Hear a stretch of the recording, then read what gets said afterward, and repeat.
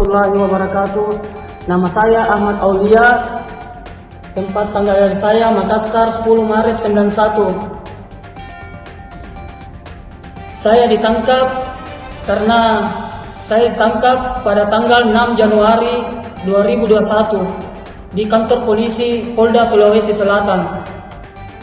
Adapun saya ditahan atau ditangkap di kantor polisi Polda Sulawesi Selatan karena saya berbaiat kepada Daulatul Islam yang memimpin Daulatul Islam yaitu Abu Bakar al-Baghdadi saat deklarasi FPI mendukung Daulatul Islam pada Januari 2015.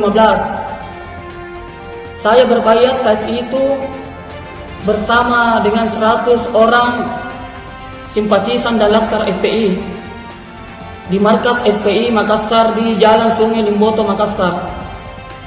Saya berbaiat dihadiri oleh Munarman selaku pengurus FPI Pusat pada saat itu, Ustadz Fauzan dan Ustadz Basri yang memimpin baiat pada saat itu. Dan setelah baiat, saya pernah mengikuti taklim rutin FPI di Jalan Sungai Limboto sebanyak 3 kali. Yang mengisi acara pada saat itu atau taklim yaitu Ustadz Agus dan Abdul Rahman selaku pemimpin Panglima FPI Kota Makassar. Dan saya pernah mengikuti sweeping. Ya, sahabat Indonesia, kita jumpa lagi di Hot News Kanal TV Anak Bangsa. Sahabat Indonesia, awal Januari bulan lalu terjadi baku tembak antara Densus 88 dengan 21 teroris di Makassar, Sulawesi Selatan. 2 tewas, sisa 19. 1 sempat kena kakinya katanya. Nah, kemudian di bulan Februari ini beredar satu video pengakuan dari salah seorang yang ditangkap itu, Ahmad Aulia namanya, bahwa dia adalah simpatisan FPI, ikut di dalam gerakan teroris itu, dan dia mengatakan bahwa dia berbaiat kepada ISIS. Dan saat ia berbaiat kepada ISIS itu, sessionnya dihadiri oleh Munarman yang mewakili FPI Pusat, begitu pengakuannya. Nah, ini tentu ada implikasinya karena selama ini para petinggi FPI dikabarkan sering menyangkal bahwa mereka berbaiat atau berafiliasi kepada ISIS. Bersama saya sudah ada Rudi Eskamri, kita bincang dan ulas sedikit mengenai implikasi ini dari pengakuan Ahmad Aulia. Mas Rudi, akhirnya diakui itu katanya. Ya, oke, jadi ini luar biasa. Jadi kita harus berikan apresiasi sama Densus 88, juga BNPT mungkin ya, Badan Nasional Penanggulangan Terorisme. Luar biasa, ini bagus sekali dan ini ada satu rangkaian yang indah gitu ya buat penanggulangan terorisme di Indonesia ini, bahwa ternyata keputusan pemerintah kemarin pelarangan FPI itu ada dasarnya juga. Saya yakin secara intelijen Polri juga melapor juga ya. Makanya secara firm pemerintah percaya diri membuat larangan pada FPI, karena waktu itu saya juga sempat salut ya, karena FPI ini selama ini kan didukung oleh beberapa tokoh politik yang anti pemerintah toh. Nah, itu dia. Nah, begitu beraninya pemerintah, ternyata kita ada konfirmasi bahwa pemerintah mempunyai dasar-dasar yang kuat. Ini mungkin dasarnya juga termasuk Mas Andri, penelusuran rekening ya, 97 rekening. Iya, berkembang terus ya. Berkembang terus, dulu 88 sekarang 87, dan ini menjadi bahan ya bagi kepolisian untuk melakukan. Dan ini ditelusuri terus Mas, siapa benar dari luar negeri, alirannya dari kemana dan sebagainya. Nah, terkait sama 19 orang yang tertangkap di Makassar dari 21 orang ya. Semua mengakui bahwa mereka adalah anggota FPI cabang Makassar. Ini sudah mengkonfirmasi bahwa apa yang dikatakan oleh Pak Hendardi itu benar, bahwa FPI sudah dari awal itu adalah kelompok atau komunitas masyarakat yang intoleran. Intoleransi dengan dukungan komunitas, dengan dukungan lingkungan, dan ada intens bisa menjadi kelompok radikalisme. Dari kelompok radikalis ini bisa berkembang menjadi terorisme. Dan ini adalah metamorfosis dari FPI yang sudah melangkah ke jenjang terorisme. Munarman tidak boleh lagi berkelit ya. Ini video yang terang benderang, dan Munarman selama ini kan melakukan kebohongan publik berkali-kali. Nah, pemerintah itu harus punya keberanian untuk menangkap orang-orang seperti Munarman, karena semua orang tahu FPI ini ideolognya kita semacam mastermind daripada FPI itu semua orang sudah mengakui Munarman orangnya gitu ya. Jadi harusnya pemerintah mempunyai keberanian dan mungkin dengan dasar pengakuan dari Ahmad Aulia ini ya. Ya, dari yang dibaiat tadi bahwa Munarman hadir itu merupakan alat bukti yang sangat sahih gitu ya, kuat dari pemerintah maupun aparat keamanan untuk menangkap Munarman. Iya. Karena kalau tidak Mas Andri ini menjadi presiden buruk. Karena Munarman kalau tidak segera dicekal dia bisa punya akses ke luar negeri dan sebagainya. Dan Munarman ini mempunyai kemampuan untuk mengalihkan isu. Ya kan? Iya. Dari isu dulu tentang FPI katanya tidak bersenjata, berubah lagi. Terus kemudian katanya bahwa selama ini dana-dana FPI hanya untuk kegiatan sosial. Ternyata ada kegiatan yang berkaitan dengan ISIS ya di Suriah dan sebagainya. Ini sesuatu yang sangat terang benderang dan tidak bisa lagi diingkari gitu. Jadi menurut saya pemerintah dalam hal ini aparat keamanan harus punya kepercayaan diri lagi untuk menangkap ini. Karena kekuatan FPI sudah tidak ada. Oh, udah nggak ada ya. Dan lagi kelompok yang selama ini mendukung FPI dalam tanda kutip lebih tepatnya adalah memanfaatkan FPI sudah mulai menarik diri ya. Nah, Mas Rudi, kalau saya boleh tanya lebih jauh lagi, katakanlah sekarang ini gerak FPI itu sudah dipreteli lah semua gini ya, dan sekarang ini boleh dikatakan potensinya sudah menjadi lemah sekali. Nah, kalau sudah semakin jelas bahwa dia terlibat di dalam kegiatan-kegiatan teroris, apa implikasi dari yang tadi harus dikatakan pihak-pihak pembesar-pembesar, bohir-bohir yang selama ini memanfaatkan, karena kan dari aliran dana udah kelihatan nih. Nah, ini Mas, ada dua hal nih. FPI adalah kelompok massa, ya, kelompok massa yang sangat besar gitu. Ada beberapa kelompok politik tertentu atau bohir tertentu yang memanfaatkan massanya FPI untuk dukungan tertentu, dukungan politik, dukungan kekuasaan atau mungkin dukungan intens yang lain gitu ya. Ini satu sisi dari FPI. Kekuatan yang dijual oleh FPI itu adalah massa yang besar. Massanya ya. Nakut-nakutin juga tuh ya. Nakut-nakutin juga ya. Yang kedua, FPI itu juga bisa berperan sebagai preman yang berjubah dengan menggunakan label-label agama. Jadi waktu itu banyak kan melakukan penggerebekan di mana-mana, sweeping dan sebagainya.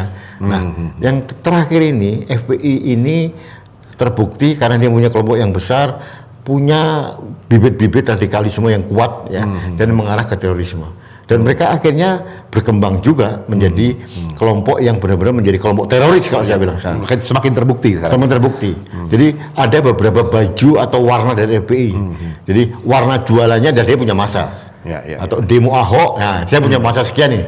Kamu bayar berapa? Kan itu. Nah, kalau itu dari sisi katakanlah aspek komersialnya lah ya. Yang tadi bahasa Mas Rudi itu adalah barang dagangannya. Tetapi ternyata kan kalau udah sampai ke ISIS ini udah lebih ke ideologis nih. Jadi ini kan saya bilang ada 3 warna tadi Mas. Warna komersial yang menjadi pedagang cari uang gitu ya. Terus kemudian juga warna dia sendiri mencari uang dengan sweeping itu. Warna prenanisme yang terakhir tadi warna ideologi tadi. Ideologinya ideologi ini jangan salah Mas. FPI ini juga semakin lama kan semakin besar. HTI semakin menciut. Dan orang-orang kombatan-kombatan HTI itu juga perlu ruang, perlu organisasi dan mereka harus akhirnya bergabung juga. Dan saya menduga kelompok-kelompok ini yang mempengaruhi FPI ya, kemudian menjadi terorisme itu. Sekarang FPI kan sudah almarhum Mas. Sudah almarhum ya. Tapi dari dulu saya katakan belajar dari pengalaman HTI, jangan hanya rumahnya doang yang dibakar. Itu dia. Orang-orangnya ini ya, seperti Munarman CS itu ya, itu harus benar-benar diselidiki gitu loh. Kalau mereka membuat warna baru dan sebagainya, itu bahaya buat negara Indonesia ini gitu loh. Mas Rudi, kalau kita melihat FPI sebagai ormas yang makin lama makin membesar, bagaimana tipologi atau pembagiannya orang ormas ini sendiri ya? Di FPI ya? Di mantan FPI. Sebetulnya tadi kan saya bilang bahwa FPI itu kan ada yang simpatisan biasa. Simpatisan aja. Biasa, rakyatnya nggak ngerti ini paling banyak kayaknya ya? Paling banyak itu, ini Mas, ini kayak piramid aja mereka. Piramid, paling bawah nih yang simpatisan. Paling banyak lah, mereka ini nggak ngerti apa-apa lah. Kasih pengajian yang serem-serem, terus menghina pemerintah, menghina siapa, lucu-lucu. Mereka sebetulnya itu yang harus dibina ulang oleh negara, ya. Jadi dituci otak lagi, diluruskan lah penyesatannya terlalu yang kemarin seperti yang dilakukan FPI. Yang kedua, ini ada kelompok militansi, adalah itu ya. Tengah-tengah nih. Nah, kelompok ini yang mengarah menjadi radikal dan terorisme itu yang di sini. Oh, yang di sini ini ya. Ya, kelompok itu yang terakhir adalah kelompok pimpinan dan ideolognya ini. Oke, ya. oke. Mas Dendre, tapi kita harus tahu, sahabat Indonesia harus mengerti bahwa FPI sudah almarhum, kan? Ya. Sudah selesai. Gitu. Jadi sekarang tinggal bagaimana negara membersihkan sisa-sisa ini, Mas. Kelompok tengah dan kelompok atas ini ya. De jure udah nggak ada, tapi de facto Masih ada. Bahasa Jawa itu orang-orangnya masih melebar kemana-mana. Nah, makanya kan saya bilang, Mas, kelompok bawah itu tugas negara. Oke. Untuk ada pelurusan ulang gitu ya. Yang kedua kelompok tengah ini harus benar-benar ditindak secara hukum. Nah, yang paling ujung ini, Mas, yang paling atas ini seperti Munarman dan sebagainya itu kan harus ditindak gitu ya. Jadi mereka sudah terlalu sering membuat kegaduhan dan melanggar hukum di Indonesia. Dan ada intens atau tujuan yang tidak sehat, tidak nasionalis gitu. Jadi pemerintah atau negara tidak cuma membiarkan lagi. Mas Rudi, sedikit menyambung tadi apa yang Mas Rudi sampaikan bahwa FPI sebagai ormas ini sering dimanfaatkan oleh kelompok-kelompok tertentu, apakah para begundal politik atau bohir-bohir tertentu gitu ya. Nah sekarang udah dipatahkan, secara de jure udah nggak ada. Istilah mereka sudah tidak punya attacking dog lagi lah gitu. Nah ini bagaimana implikasi? Sekarang mereka mesti pakai siapa ya? Mas, masih ada. Artinya ini kelompok-kelompok pemuka agama itu sekarang mempunyai fans club gitu kan. Jadi fans clubnya Aldim, fans clubnya Abdul Somad, fans clubnya Tengku Zulkarnain, terus fans clubnya Nur Sugi. Ya, ini yang kemudian yang berpotensi kembali dirajut dan ditarik. Tinggal kita cari orang yang bisa ini jahit itu, mengarrange ini. Nah, ini sebenarnya tidak terlalu menakutkan seperti FPI ya. Bisa mudah dipatahkan, gitu, bisa dipatahkan. Ya. Mas Andri, ini ada beberapa kelompok yang tadi saya sebutkan. Ini ada kelompok ustadz yang radikal seperti Tengku Zulkarnain yang paling parah ini kan. Sering membuat hinaan-hinaan dan mungkin hoax bahkan ya. Seorang katanya pendakwah gitu tidak bisa membedakan antara kelakuan jahat dirham pasar muamalah dengan kartu tol itu kemudian ini kan maaf ini bodoh sekali gitu loh. Jadi saya nggak ngerti nih bagaimana orang sebodoh Tengku Zulkarnain begini bisa menjadi seorang pendakwah agama. Ini kan bahaya ini, menyesatkan orang dengan hanya kelucuan dan kekonyolan gitu ya. Nah, seorang pendakwah itu Mas Andri menurut saya harus cerdas. Karena dia bukan hanya memberikan bimbingan rohani tapi juga bimbingan sosial juga. Jadi menggabung-gabungkan itu kan harus ada kecerdasan. Ada Ustadz Dasaat gitu ya di Makassar. Yang di Makassar itu ya. Beliau itu seorang PhD. Ahli komunikasi massa. Nah, ini keren gitu ya. Lucu, tapi dia juga mempunyai kecerdasan yang luar biasa. Ini yang bagus ya. Jadi tidak boleh lagi Ustadz itu hanya sekedar populer, enak lucu, terus kemudian mengolok-olok pemerintah seperti Nur Sugi gitu. Dan Ustadz harus mempunyai konsistensi ya. Contohnya Haikal Hasan ini. Kenapa lagi sekarang dia? berkuar-kuar mengaku tidak, saya bukan anggota FPI dan sebagainya. Saya hanya HR Center. HR Center itu kan Habib Rizik. Ya, Habib itu kan adalah pentolan FPI dan dia tidak mengakui lagi. Ini kan cari selamat ini Haikal Hasan ini. Ya, oportunis luar biasa. Jadi Mas Andre kembali ke tema kita bahwa kita memberikan apresiasi kepada Polri Densus 88 dan BNPT ya menangkap itu. Tapi yang jelas menurut saya tadi ada PR besar dari negara yang belum selesai. Yang pertama tadi saya sarankan kembali grassroots dari ex FPI ini harus diluruskan kembali gitu ya. Yang tengah itu harus ada penekanan, ada treatment yang khusus gitu ya. Karena ini militansinya lumayan ini Mas. Karena terlatih juga mereka. Nah itu dia. Dan bisa sudah terbrainwash juga. Betul. Nah, yang paling ujung ini Munarman CS ini juga harus ditindak dengan tegas. Biar ada deterrent efek Mas. Dan kalau tidak kita juga bingung juga gitu ya. Dan harusnya Mas apa tuh? Tidak ada keraguan sedikit pun dari aparat keamanan atau negara. Kenapa? Mas tadi bilang FPI sudah diperatelin habis-habisan. Sudah nggak punya kekuatan lagi. Jadi ini momentum yang terbaik menurut saya. Ya, sahabat Indonesia, ini perbincangan yang menarik. Tipologi yang dipandang Mas Rudi Askamri, ada yang simpatisan yang paling bawah, banyak orang yang tidak tahu, ada yang militan di tengah, tapi ada yang ideolog. Ini treatmentnya harus berbeda-beda, tapi juga tegas gitu ya. Yang ini reedukasi, yang ini perlu treatment khusus, yang atas perlu tindakan. Jadi kira-kira itu bahan renungan dan bahan masukan dari kita, kiranya bisa menjadi bermanfaat dan Indonesia tetap bersatu, kita bersihkan dari intoleransi dan radikalisme.